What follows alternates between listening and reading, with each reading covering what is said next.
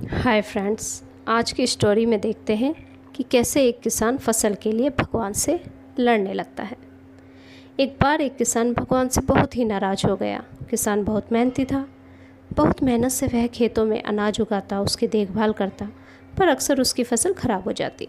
कभी सूखा पड़ जाता, कभी बाढ़ आ जाती, कभी तेज़ धूप, कभी आंधी। कोई ना कोई कारण बन ही जाता कि उसकी फसल खराब हो जाती। एक दिन वह किसान गुस्से में आसमान की ओर देखकर भगवान से कहा, हे ईश्वर, आपको लोग सर्वज्ञाता मानते हैं कि आप सब जानते हैं।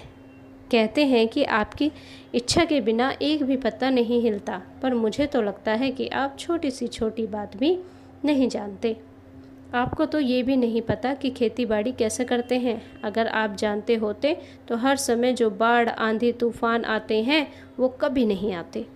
आप नहीं जानते कि कितना नुकसान उठाना पड़ता है हम किसानों को। यदि आप मेरे हाथ में यह शक्ति दे दें कि जैसा मैं चाहूँ वैसा ही मौसम कर दूँ, फिर आप देखना मैं अन्य के भंडार लगा दूँगा।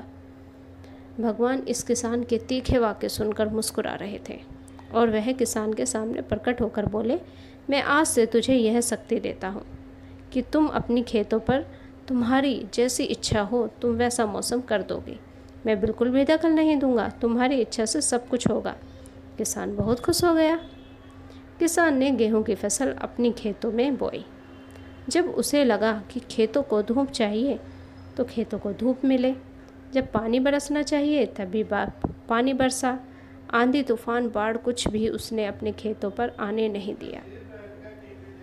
किसान के खेत में इस वर्ष ऐसी फसल हुई जैसी कभी नहीं हुई थी।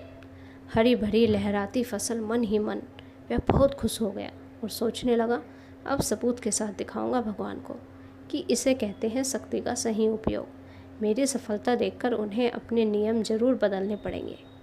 कुछ दिन गुजरते फसल कटने को तैयार हो गए।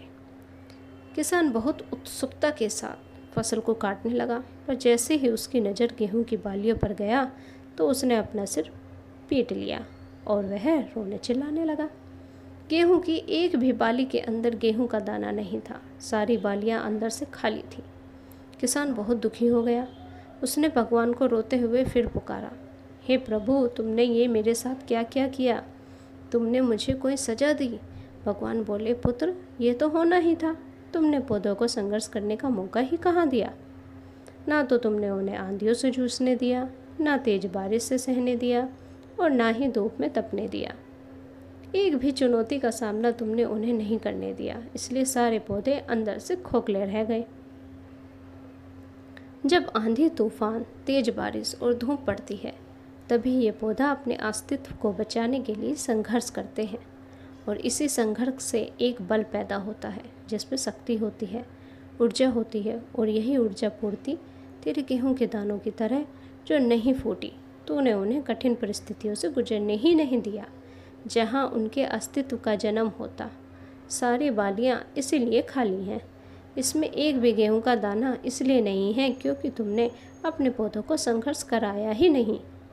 याद रखिए, स्वर्ण में स्वर्णीय आभा तभी आती है जब वह आग में तपने, गलने और हथौड़े से पीटने जैसे संघर्षों से गुजरता है। कोयले का टुकड़ा हीरा तभी बनता है जब वह उच्च दाब और उच्च ताप की मुश्किल परिस्थितियों से गुजरता है। इसी तरह यदि हमारी ज़िंदगी में कोई संघर्ष ही ना हो, कोई चुनौती ही ना हो, हम भी गेहूं की बालियों की तरह खोखले रह जाएंगे और कोई